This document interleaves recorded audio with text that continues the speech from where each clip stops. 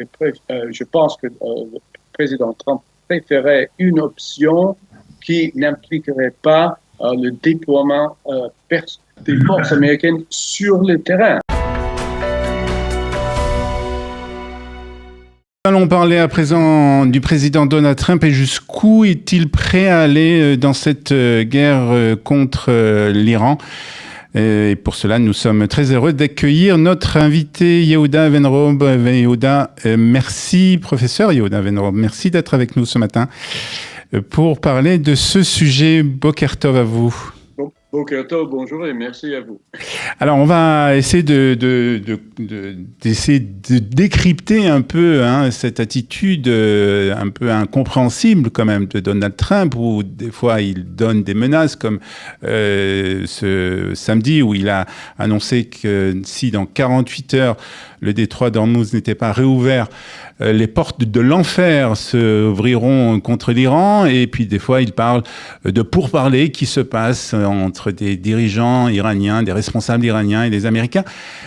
Comment vous analysez-vous cette attitude du président Trump et comment, d'après vous, où va le président américain?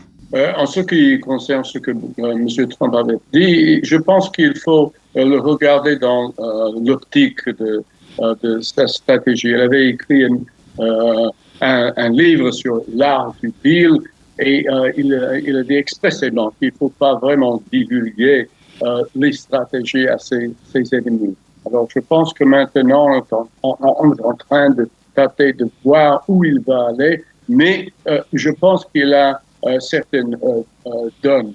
La situation est imprévisible, il faut tenir compte bien sûr des objectifs militaires que les États-Unis avaient fixés, mais aussi la situation politique aux États-Unis et les conséquences de chaque action sur la région. Alors, on va revenir sur la situation politique intérieure aux États-Unis, mais je voudrais qu'on revienne un peu à ce qui se passe aujourd'hui en Iran, et plus particulièrement cette histoire du détroit d'Ormuz, qui semble être un déclencheur d'une escalade majeure. Jusqu'où, justement, et pourquoi c'est tellement important pour Donald Trump, justement, ce détroit, ce passage pour les navires, et jusqu'où Donald Trump est prêt à aller, justement, dans cette guerre qui paraît être une guerre économique. Je suis entièrement d'accord avec vous. C'est une guerre qui a une facette économique très, très importante. D'abord, les détroits d'Ormuz, c'est extrêmement important dans les médias parce qu'il y a à peu près 20% du pétrole mondial qui y passe. Et le fait que l'Iran est capable de maintenir un blocus sur ces détroits donne un certain levrage à l'Iran et également a fait monter les prix de pétrole. Et cela se rapporte aussi avec ce que j'avais mentionné, qu'il y aura bientôt, d'ici 7 mois, des élections mi-terme aux États-Unis, et le Parti républicain, si la situation économique continue, les prix continuent à monter, risque de perdre du terrain là-bas. Mais il y a d'autres facteurs. Alors, les États-Unis voudraient que ces détroits soient libérés. Il y a des façons d'obtenir cela. Il a fait déjà déployer des porte-avions, des groupes de porte-avions, envoie des Marines dans la région. Il peut peut-être bombarder certaines îles stratégiques qui contrôlent l'accès des détroits d'Ormuz de l'air, mais cela impliquerait des ripostes iraniennes peut-être sur des alliés dans le Golfe et peut-être aussi sur Israël. Et cela, il doit mettre dans sa balance entre cela et les buts qu'il peut obtenir. Il y a également de très très mauvais souvenirs aux États-Unis de Vietnam, la guerre dans le Vietnam et l'Afghanistan, et bien sûr, le peuple ne voudrait pas voir inutilement des boots on the ground, une présence militaire dans, à l'Iran.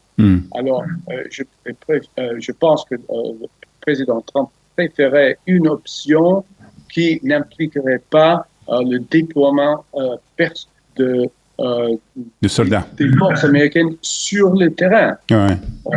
Mais bien sûr, l'ouverture des détroits d'Ormuz, c'est importante. La récupération de l'uranium enrichi qui est quelque part d'une manière souterraine est aussi importante. D'empêcher l'Iran d'obtenir une bombe A est extrêmement importante, et aussi de dégrader la possibilité d'attaque de missiles. Cela, plus ou moins, c'est légal aux options, aux souhaits d'Israël. Alors, je voudrais qu'on parle maintenant, Yehuda, de ce qu'on a déjà un peu parlé, de l'opinion publique américaine. Alors, vous l'avez dit, le Parti démocrate s'oppose à cette guerre, et aussi on voit qu'il y a on va dire un relâchement par rapport à l'État d'Israël chez les démocrates, mais aussi je voudrais savoir un peu quelle est la situation chez les républicains. Est-ce que dans le parti de Donald Trump, on se rappelle que Donald Trump avait fait une campagne justement pour que les États-Unis redeviennent une puissance, une force, mais à l'intérieur surtout du pays. En quoi cette guerre, justement, va par rapport à ce que Donald Trump avait dit pendant sa campagne électorale? Et est-ce que, justement, dans son propre parti, est-ce qu'il est encore soutenu? Dans son propre parti, et les sondages l'ont affirmé, il est soutenu. La majorité des électeurs républicains soutiennent cette opération.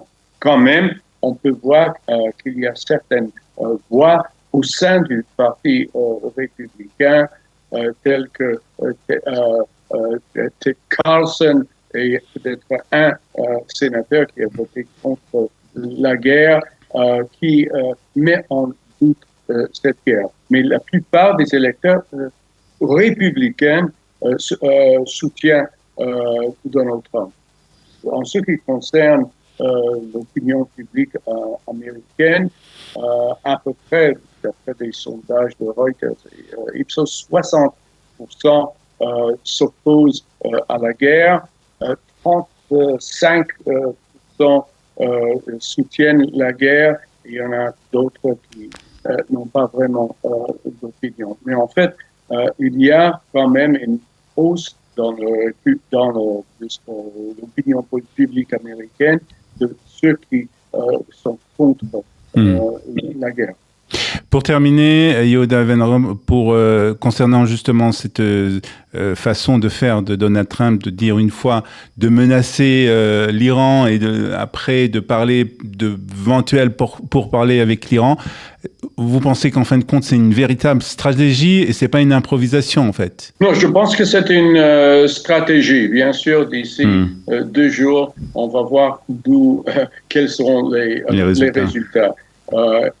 Il voudrait obtenir certains buts.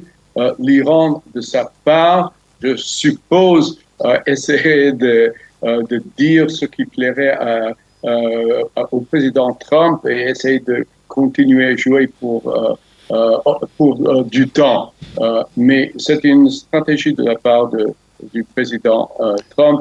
Je suppose, s'il est possible de ne pas déployer des forces sur le terrain, il ferait cette option, mais on ne sait jamais. Bien. Très bien. Merci beaucoup, professeur Yehuda Avenrob, pour cette intervention et ces explications.